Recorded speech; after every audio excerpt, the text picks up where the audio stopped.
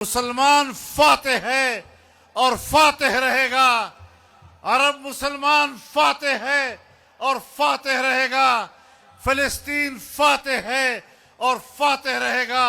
और बैतुल मक़दस इंशाअल्लाह एक दिन मुसलमानों के कंट्रोल में होगा और मुसलमान वहां पर नमाज अदा करेंगे। मूदी और यहूदी वो इकट्ठे हो चुके हैं, तल अबीब पे एक दूसरे को गले मिल रहे हैं। यहूद व हनूद का ये इत्तेहाद इस्लामी दुनिया के लिए खतरे की घंटी है और इंशाअल्लाह इस्लामी उम्मत और पाकिस्तान के अवाम यहूद व हनूद और मूदी यहूदी के इस इत्तेहाद को कामयाब नहीं होने देंगे। मुसलमान फातेह है और फातेह रहेगा। अरब मुसलमान फातेह है और फातेह रहेगा। फिलिस्तीन फातेह है और फातेह रहेगा। और बैतुल मक़दस इंशाअल्लाह एक दिन मुसलमानों के कंट्रोल में होगा और मुसलमान वहां पर नमाज अदा करेंगे। फैसले ऐवान में नहीं मैदान में होंगे।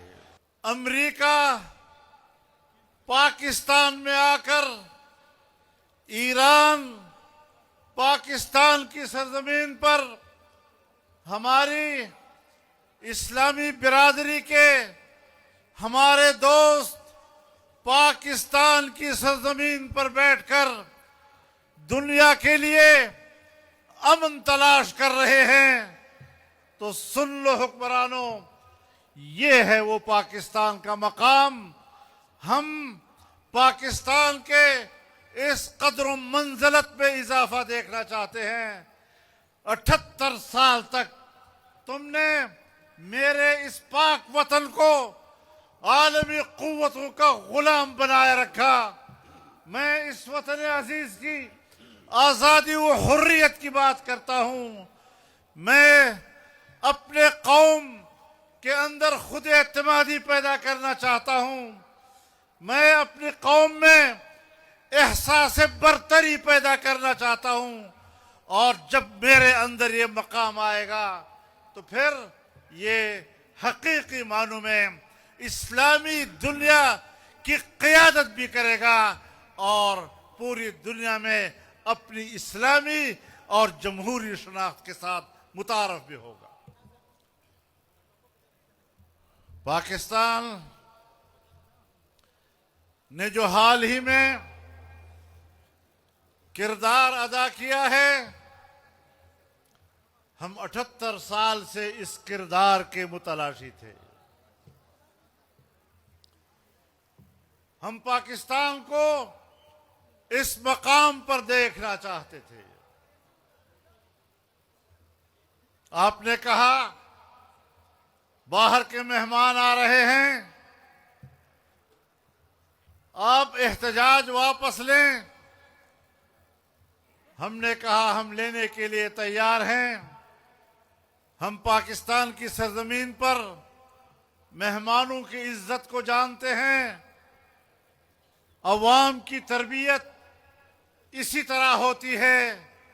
लेकिन आपने जो आलमी कुव्वतों के जबर के हाथों पाकिस्तान के अवाम पर महंगाई का बम गिराया है, तुम्हें ये वापस लेना होगा। तुम्हें अपने कौम के गरीबों के लिए अपने ये फैसले वापस लेने होंगे। मैं अल्लाह का शुक्रगुजार हूं मेरे नौजवानों कि आपकी आवाज में ये कुव्वत है कि आज जब मैं 12 अप्रैल को आपकी खिदमत में मर्दान के इस मैदान में हाजिर हो रहा हूं, तो हुकूमत पाकिस्तान को अपने फैसले वापस लेने पड़े। जब हम सरजमीन अरब पर इस्राइल के वजूद को तस्लीम करने के लिए तैयार नहीं है।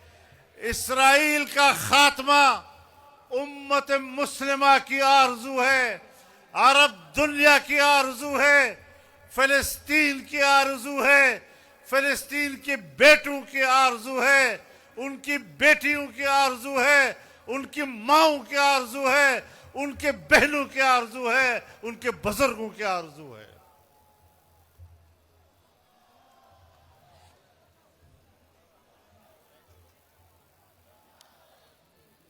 इस्राइल ने गुज़श्ता 1.5 महीने में जो इक़दामात किए, 3 साल से ज्यादा अरसा हो गया फिलिस्तीनियों पे मजालिम ढा रहा है। मैंने पार्लियामेंट में भी ये बात की थी कि इस्राइल तजावुज करते करते अगर ईरान तक पहुंचता है तो पाकिस्तान के दरवाजे पर खड़ा हो जाता है। मूदी और यहूदी वो इकट्ठे हो चुके हैं, तल अवीव पे एक दूसरे को गले मिल रहे हैं। यहूद व हनूद का ये इत्तेहाद इस्लामी दुनिया के लिए खतरे की घंटी है और इंशाअल्लाह इस्लामी उम्मत और पाकिस्तान के अवाम यहूद व हनूद और मूदी यहूदी के इस इत्तेहाद को कामयाब नहीं होने देंगे। मुसलमान फातेह है और फातेह रहेगा। अरब मुसलमान फातेह है और फातेह रहेगा। फिलिस्तीन फातेह है और फातेह रहेगा। और बैतुल मक़दस इंशाअल्लाह एक दिन मुसलमानों के कंट्रोल में होगा और मुसलमान वहां पर नमाज अदा करेंगे। जो चीजें पाकिस्तान के मफाद में हैं, हम उसका तज़किरा करने में बुख़ल नहीं करते,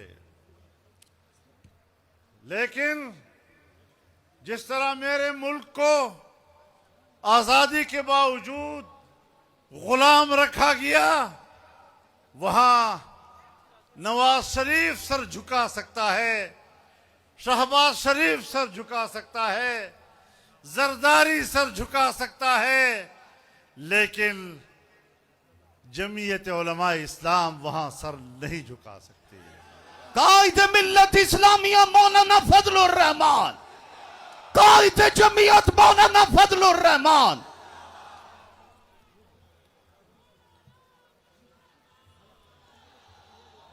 आज हम अपना मौक़िफ़ दोहराना चाहते हैं, बड़ी वजाहत के साथ दोहराना चाहते हैं कि दस्तूर पाकिस्तान इस मुल्क में इस्लामी कानून साजी का तकाजा करता है, लेकिन हाल ही में हमारे पार्लियामेंट में जो खिलाफ इस्लाम कुरान और सुन्नत के मनाफी कवानीन नाफिज किए, जमीयत उलमा इस्लाम इन कवानीन को मुस्तरद करती है और ऐसे कवानीन के खिलाफ अपनी आवाज़ बुलंद रखेगी और तहरीक को जारी रखेगी। ये लोग हल्फ उठा चुके हैं, ये अपने हल्फ से रूगर्दानी कर रहे हैं।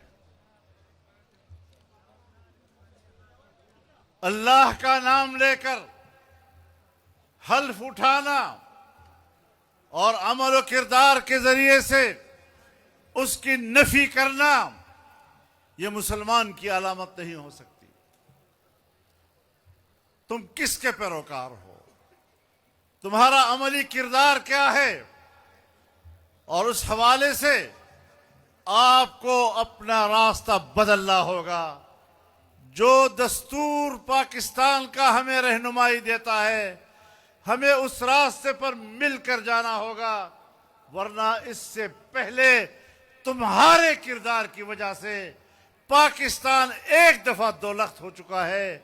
आज वही किरदार अदा करते हुए कल पाकिस्तान के दौलख्त होने के आप खुद जिम्मेदार हो। ये रास्ते तरक्की के रास्ते नहीं हुआ करते। कुछ मौके होते हैं, अल्लाह ताला अता करता है, अगर उन मवाक़ी की कदर न की गई, नाशुक्री की गई, तो फिर नाशुक्री की सजा अल्लाह देता है। ज़रब अल्लाहु मसलन क़रयतन कानत आमिनतन मुतमइन्नतन यअतीहा रिज़्क़ुहा रग़दन मिन कुल्लि मकान फ़कफ़रत बिअनउमिल्लाह फ़अज़ाक़हा अल्लाहु लिबासल जूअ वल ख़ौफ़ बिमा कानू यसनऊन।